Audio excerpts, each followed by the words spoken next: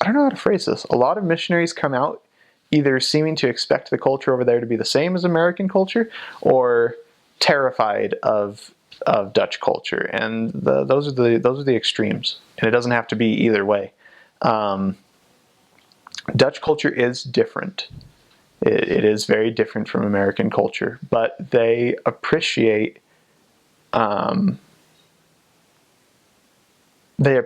positive, genuine interaction the same way American people do. And in a lot of ways, I prefer their culture. A couple things to be aware of. The Dutch are extremely down to earth and very practical, extremely practical. So walking up to someone and saying, "Hey, how are you doing?" is weird to them, because they know you don't care. And they know that that information means nothing to you. And so some people, depending on how American you're acting, will realize that you're an American and just roll with it. For some people, they find it mildly offensive, because you're trying to pry into their life for no reason. So often you just have to adapt to not asking people, "How are you doing?" or "How's it going?" Once you get to know people, then that's a question that shows that you care. Like if you're at a member's home and they're feeding you and you ask, "How are you doing?" Expect them to tell you how they're doing. If life is hard, they're going to tell you, "Oh, life is hard right now. It's been a rough couple weeks." Or if life's going well, they'll say, "Life is going great. Let me tell you why."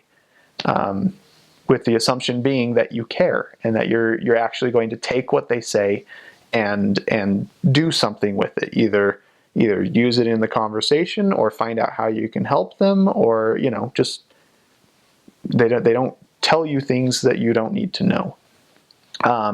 They're very blunt as well. If your Dutch is bad, sometimes you'll be like, "I'm sorry, my Dutch is bad," and they'll be like, "Yeah, it is bad. Here are some ideas for how you can improve." And that doesn't mean they hate you. That doesn't mean that it doesn't mean that you're the worst Dutch speaker that's ever lived. It means that, yeah, your Dutch is bad. You said it, they said it. Okay, it's an established fact. Whether or not they said it, it was still there. But they're going to try and help you. They're going to give you some feedback, and they're going to say, "Okay, here's what you can improve. Here are some things you can look at."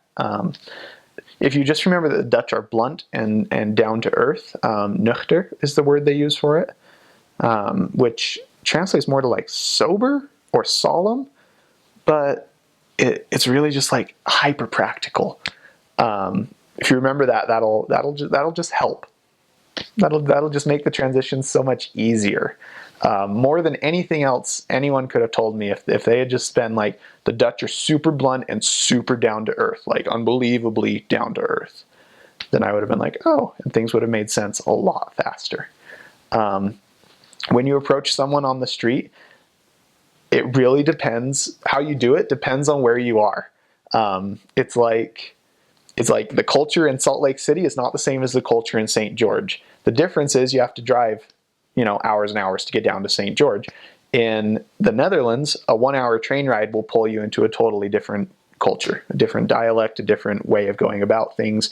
Each little town, each city tends to have their own way of doing things and their own dialect of Dutch, and their own expectations. When I was in Rotterdam, for instance, we discovered that when we knocked on someone's door or when we talked to someone, we said, "Hello, we're missionaries from the Church of Jesus Christ of Latter-day Saints. We're here to share this book with you. May we talk to you about Jesus Christ?" We had to tell them right there, right on the spot, why we were there and what we wanted, or they got very annoyed.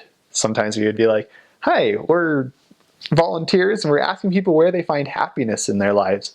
And the Rotterdammers would be like, "In my family, but what do you want? Why are you here? Why are you, what are you doing? Why are you wasting my time?" But when I got transferred to Groningen, which is far north, which is a student city, that approach did not work at all. At all. They'd be like, "Hi, I'm a missionary, blah, blah, blah, blah, blah. I want to talk to you about Jesus Christ." And be like, "Nope, had a great day." And then and that was that. But if I went up to someone and I said, "Hey, I'm a missionary, I'm asking people questions. What brings you happiness in life? Or what do you think is most important in life?" Something to kind of get the conversation rolling. The people in Groningen would respond. They'd be willing, most of the time, they'd be willing to talk to me. But the people in Rotterdam would not. So it's important to understand that everywhere is different. Either of those approaches would be really blunt in America. Hi, I'm a missionary. What makes you happy? Like, oh, sorry, excuse me. But in the Netherlands, that's what you do. And it's good. It's cool. Because if you're talking to someone, you have a reason, and they want to know what that reason is. And they're not going to waste your time. You may not have as many teaching opportunities or as many baptisms as, say, a South American missionary. But when you teach someone, when you get the opportunity to teach someone, they have a reason that they invited you in. Whether that be because they felt the Spirit, because they're interested, because they want to prove you wrong, because they're just being nice. There's always a reason. And they'll tell you that reason if you ask. And whatever it is, they're not wasting your time. So it's game time when you're out there. It's, take your best shot every time, because they're not giving you freebies.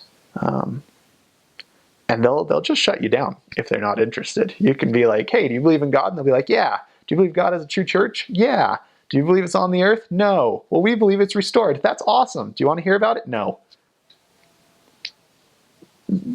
Okay. That's a real interaction. That's an interaction you'll have where people will be like, I agree with you. I think what you're doing is amazing. Well, do you want to learn about it? No, not really. But keep it up. Good job. Keep doing what you're doing. And they mean it. They're not particularly interested in what you're doing. And that's okay. The Dutch, particularly Utahns, we think that religion, and I think this is how it's supposed to be. This isn't a bad thing. Religion is a core part of who we are. If you stripped our identity down to like 3 or 4 things, Mormon would be one of those. My religion is part of what I am and who I am.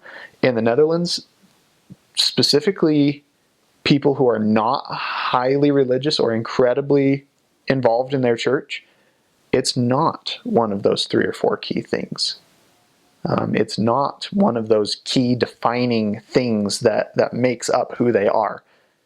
And so when they turn you away, or when they tell you that they're not interested, or when they tell you, I don't appreciate you knocking on my door, please go away. Or when they say, if I were interested in your book, I'd look it up myself. They're not trying to say that you're a bad person. They're not trying to hurt you. They're just being direct, and religion isn't part of their world the way it's a part of yours. And that's okay. They're still good people. They're still sons and daughters of God. They still do good in the world, and they still are good. And the better that you can accept that and move on, the happier you'll be. Because it's a country full of good people. They just might not conform to the same ideas that we have about how things should work. A lot of people see religion as a very private thing over there. They think that a relationship with God is a very private affair between them and God as they understand him. And even though they might be very religious, they're not necessarily willing to share that with you. That's okay. Miracles do happen. If you let people feel the Holy Ghost, they are willing to listen to your message. And the message of the gospel of Jesus Christ and the restoration are just as powerful in the Netherlands as they are anywhere else.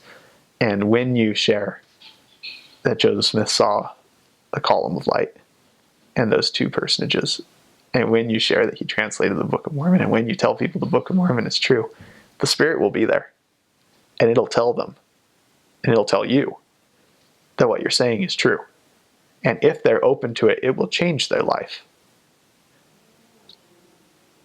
And that's important to remember, that the people over there are looking, and you will find the people that are open. But don't become discouraged because you have to go through 200, 300 people who aren't, and who will tell you just how not interested they are, to find the 1 or 2 that are willing to listen, to find the one that might be willing to change everything and get baptized. And I guess that's the thing that strikes me the most, is that when Dutch people begin to recognize that something is true, and when they get that testimony, that changes everything for them. Some people can get that testimony and not do anything with it. Some people will be like, yes, I know it's true. Will you be baptized? No, I don't think I need to. Once the Dutch know it's true, they go. I've heard so many stories where a Dutch person will get talked to by missionaries 4, 5, 6, 7 times. Finally, the missionaries give them a Book of Mormon. 2 years down the road, the Dutch person is like, oh yeah, I got that book, forever ago from those 2 freaky people on my door. I guess I'll look at it. Opens it up, starts to read, fills the Spirit, finishes the book. Missionaries get a phone call. Hi, I'm so-and-so. I've just read your book. I know it's true and I want to be baptized. Now, that doesn't happen every day. That never happened to me. Never happened to the majority of people on my mission. But a lot of the members that you'll talk to did exactly that. And they do believe in miracles. They believe in signs. The God that they have in their minds is a God who uses everyday things to communicate with them. And that's so cool. There's one man, I love this man. I'm not going to say his name because you'll probably run into him. It's a small country. He was hardcore Muslim. And then the missionaries knocked on his door. He opened the door. The missionaries said, hi, we're sharing a book, started doing their spiel. And his thought was, I'm 30-something years old. What can these 19-year-old pipsqueaks have to share with me? What can they tell me that I don't already know? And I don't even remember exactly what the missionaries said, but finally one of them just looked at him, reached in his backpack, pulled out a Book of Mormon, and shoved it into his hands. And he was so caught off guard that he took the book, and they said, we'll come back in 6 weeks and see what you think of it. And he was so caught off guard, he said, okay. And they left. And he opened the book, and a little piece of paper, just a little scrap of paper with a list of questions and answers from the Book of Mormon. What does God think of this? Answer this chapter, this verse, this, fell out of the book. And because he used exactly the same system when he was studying something, he took that as a sign that he needed to read this book. And he did, and he read the Book of Mormon. And when they came back in 6 weeks, they said, well, what do you think? And he said, well, it's true. And they said, well, we've got some things to tell you about it. And he said, okay, come in. And he's an active member to this day.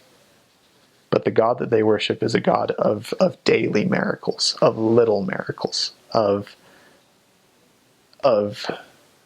I don't even know how to describe it. He's a very personal God to them. And that's beautiful. And I don't know. I wish I had that more in my life, to be honest. So the people over there need the message. Just don't write them off because they don't think they do. Don't try to logic your way into their head either. One time me and my companion were knocking doors. And we went along one side of a street, and our goal was to find that question that would get these logical, sober Dutch people to open up and realize we had something important, kind of something to break the nut, and so that the light could shine through. And it was miserable. It was awful. It was one of the worst streets I've ever knocked. It was terrible. It was flat out terrible. So we went up the other side of the street, and at this point the Spirit had been working on us. And we remembered something that one of our leaders had said about loving people, just showing love for people, whether or not they were interested in our message. And so we decided to try that instead, because the other idea wasn't working at all. And as soon as we started looking for ways to love the people we were talking to, even while they were telling us how wrong we were, oh man, it was so much better. The one side of the street was the worst street I've ever knocked. The other side was the best side I've ever knocked. Did we get anything out of it? No. No. We didn't get a single appointment out of that. But the Spirit was there. And it was great. And it was wonderful. And I still remember one of those people we talked to. I don't remember what he said. I don't remember his name. I just remember that I came away with the ability to love him. And that made all the difference. And I think that's the secret to every mission, but especially the Netherlands, is learn to love them. Learn to accept the things that they do and love them for it. And it will surprise them, and it will shock them. And it might make them a little standoffish for a little while they try and figure out what you're doing and why you're doing it. But at the end, they'll love you too. And once you're their friend, they go to the ends of the earth and back for you. They if you become their friend, there are very few things they would not do for you. And they're amazing people. They're just, I miss their culture a lot. When I first came back from my mission, American culture was difficult. Because I'd go up to buy something and the cashier would be like, "Hey, how's your day?" And I'd be like, "Whoa, calm down. I've got the money. What do you want?"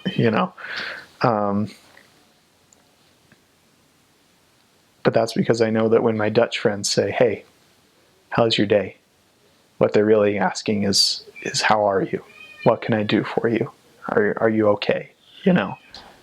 If your life's going well, I want to hear about it. And that's so cool. It's amazing. They are amazing people, and I love them.